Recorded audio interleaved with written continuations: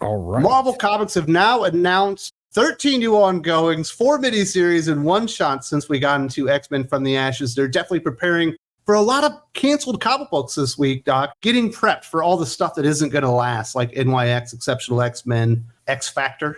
Probably Storm, definitely Phoenix, likely Mystique, and I mean Sentinels was already a miniseries. They keep announcing these titles, and it becomes very, very clear that most of it has to do with the fact that they have zero faith in the books that are currently out there. Oh, yeah. I think they've gotten the pre-orders on them and are realizing they don't have a lot of winners. Certainly X-Men, Uncanny X-Men, Wolverine. I think X-Factor will probably survive for quite a while. X-Force, I'm sorry. You're right. But otherwise, they're scrambling to find some titles. First up, we do have this one-shot to talk about. Marvel Comics revealed their year-ending one-shot similar to Timeless, and it goes by the name Timeslide. Timeslide stars the X-Men's resident time-traveling soldiers Bishop and Cable as they blaze through the time stream to prevent a villain from eliminating mutant kind from history. The high-stakes mission allows readers to witness events just on the horizon for your favorite Marvel heroes, including upcoming events, new characters, and more. Written by Steve Fox, with art by Ivan Fiorelli, the one-shot will launch into comic shops on December 25th.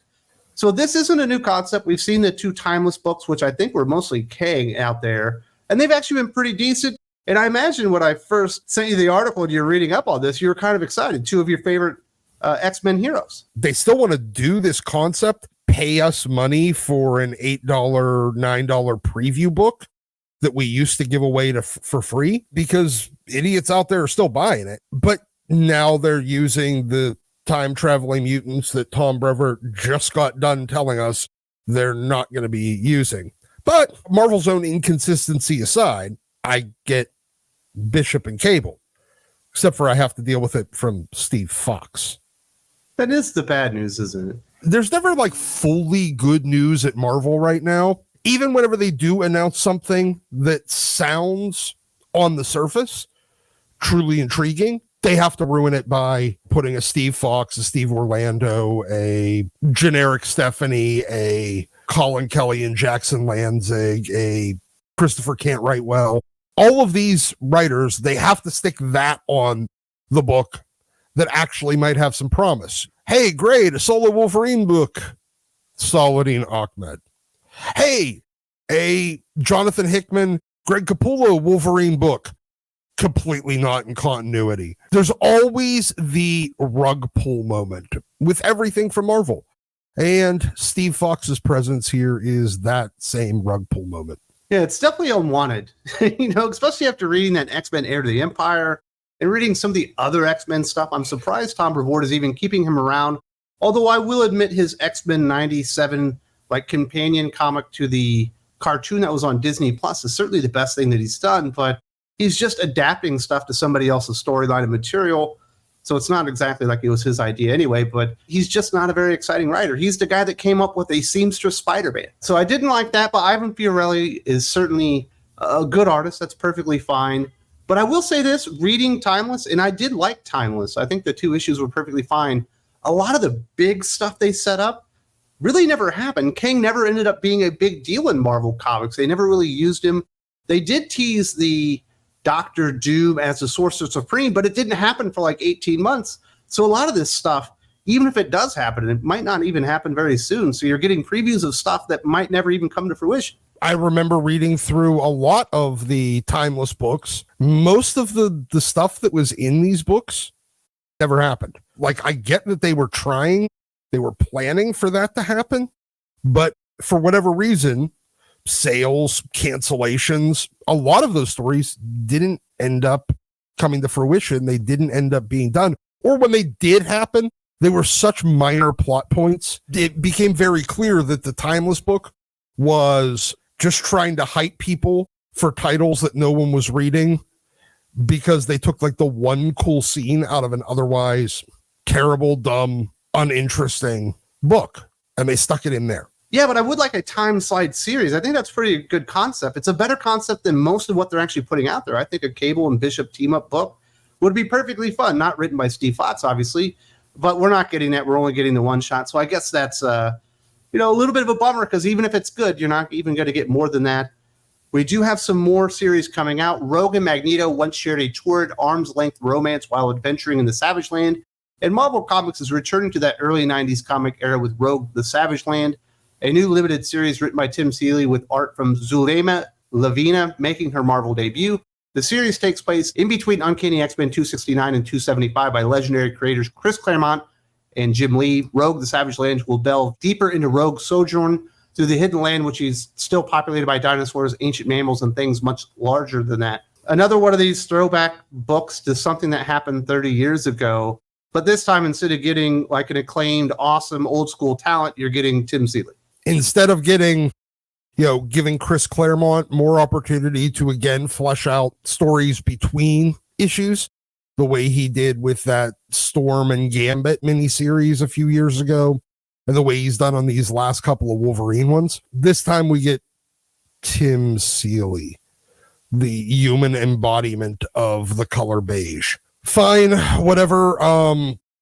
Look, Tim Seeley's saying all the right things about this book. He talks about it's scantily clad women and all these other things. Yes, we love the fact that Rogue is scantily clad in this. Absolutely. That being said, all it is going to end up being is a goofy, romantic thing that nobody's going to really care that much about. We already saw the ending of this. We already saw them not have any connection. For the people that are, big Gambit Rogue shippers that love that pairing, that are pissed off about this, because I did see a number of people pissed off about it, they hadn't met yet. So it was never a Rogue cheating on Gambit with Magneto thing. But there's not a lot more to tell down there. The only thing that they could tell, and I'm hoping that this is what it is, the end of 269, there was Hellfire Club, I guess those security guys, the ones that wore like the kind of gimp suits, the ones that Wolverine slaughtered a bunch of back in the Phoenix Saga. If you tell that story, and I hope that they do, because there was a lot of stuff that wasn't covered at the end of 269, then was never picked up on again at issue 274. If it's just a continuation of the Rogue and Magneto hanging out with Khazar and Zabu and Nick Fury storyline with with Zaladane and the Savage Land mutates, nobody cares. We've already seen enough of that. We don't want to see that. I want to see whatever was going on with the fucking Hellfire Club and why Magneto was in the Savage Land in the first place with a bunch of Hellfire goons. Do you want to see Magneto and Rogue get it on multiple times? Look, if they're just going to turn it into a romance comic, no. But would I mind some of the sexual tension and everything? Not really. Because by the time you got to issue 274, it was there in the first couple of pages. And by the time Nick Fury shows up, there really isn't anymore. Obviously, this is being picked up because it was a major part, I guess, in X-Men 97, which does give you an indication that cartoon, at least in Disney and Marvel's eyes, is successful because it's now starting to drive some of the stories that they're going to revisit within Marvel Comics itself. For a cartoon, it is very successful. It's probably one of their more successful cartoons that they've done so far. It is telling them that readers and viewers want more stories told back in that era. But it also should be telling them, hey, we want a return to that era type storytelling, but they don't want to listen to that fucking shit. They just want to be like, oh, well, we can tell this story that happens between 2 pages of books 400 issues ago that can't alter the continuity in any way, shape, or form and are already kind of pointless whenever they're released. We do have one more series out there. This one's going to be an ongoing. New X-Men series Magik will debut on January 8th, written by Ashley Allen and illustrated by Herman Peralta. It is the character's first ever ongoing solo series. Ileana Rasputin strikes out on her own with new allies and dark powers arrayed against her. Something ancient has awakened beneath the Alaskan ice. Unfortunately for it, that's Magik's territory. Now, throughout the series, Magik will also be forced to come to terms with her tragic history and learn to control her demonic dark child persona. So now we've got 6 ongoing solo titles that have been announced from Marvel Comics. 5 of them are now starring females. You only have Wolverine and then a bunch of female-led ongoing books. Most of them probably won't be all that successful. I don't see this one being all that successful either, even though Magik is a pretty cool character. And I do like Herman Peralta. He was the artist on much of the Maestro series from Peter David. He was really, really good there. Glad to see him getting some more work, but I don't see this becoming an ongoing. It will be retroactively considered a miniseries. If you believe that this is a ongoing series, I have a bridge to sell you right in like the middle of Brooklyn. Like the Brooklyn Bridge? Yeah. I'll sell it to you tomorrow. If you're dumb enough to believe that this is a ongoing series, it's obviously just another replacement book for another one of the canceled series. And by the time the pre-orders for issue 1 happen, completely unrelated, you'll hear about the launch of another ongoing girl solo series from the X lineup.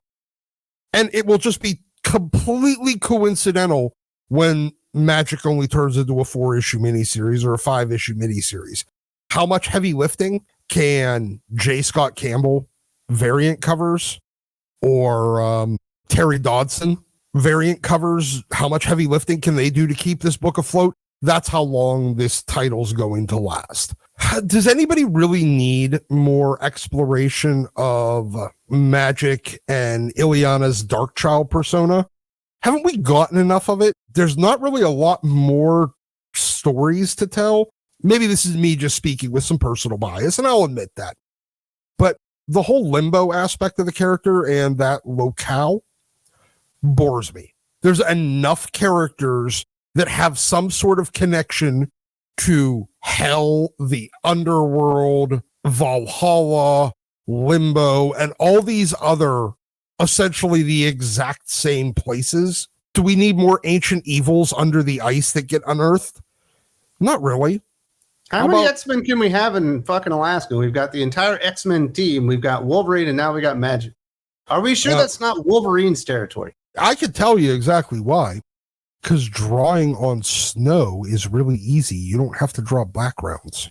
There. I lived in Alaska. Alaska's a great state. I'm just wondering why the entire series of X-Men characters is there now. Now, as far as the writer, I don't believe you know who Ashley Allen is. Not a clue. Literally never heard of this chick. She was part of the Milestone Initiative that DC did, I think, like 2 years ago. She was one of the people that was accepted in there and went through the course and all that kind of stuff. Never really got any work over at DC, interestingly enough. But she did do the Blood Hunt Magik one-shot. Not a whole lot to draw on there. It was a pretty basic story, not many moving parts, and it's hard to tell, even if this is a promising talent. But I do know that the book was boring, but it was only a one-shot. So this is a new talent, and hopefully they discovered somebody that maybe likes the character and has an idea of something to do with Magik. That's actually interesting, because I was pretty happy when she let What's-Her-Face become the new Queen of Limbo or whatever, Madeline Pryor. I was like, great, she's not going to do the Limbo crap anymore, and now we're going to go back to Limbo. They don't have any other ideas for what to do with Magik. There was a very, very small but very, very vocal Magik fandom that gets super hyped every time she ends up in a book. Apparently never buys the book because anything Magik is in gets canceled. And now you're giving her a solo series. Unless this is a complete test and you've commissioned the series solely to figure out how many actual fans of Magik there are and not just people that cheer whenever you announce that she's in something, I don't see what the point of this book is.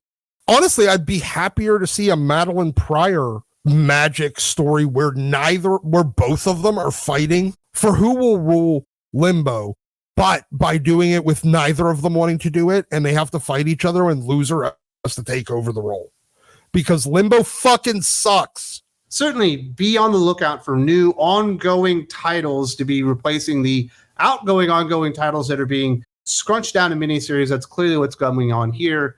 A lot of this stuff on the Ashes stuff really isn't working out. I'm not really even sure what they're going for at this point, other than throw everything at the wall. Whatever sticks is what we're going to do. And they're going to keep throwing things at the wall indefinitely because there is nothing to stick. Nobody wants it. They keep demonstrating it by not buying it. So there you go. That's the latest update regarding new X-Men comics. We got a one-shot replacing titles. We got a throwback miniseries. We got an ongoing that will be condensed into a miniseries. Coming up in the not too distant future, as Marvel continue to struggle with their From the Ashes X-Men line, trying to figure out what's going to work. If you would like the entire conversation about this and our exclusive review on Wolverine #1 unedited, which will be up on YouTube tomorrow, but it'll have all the edits in there, you do need to come over to Think Critical Patreon. The doc is right here, Doc Unfiltered. There's a link in the video description. Hope to see you there.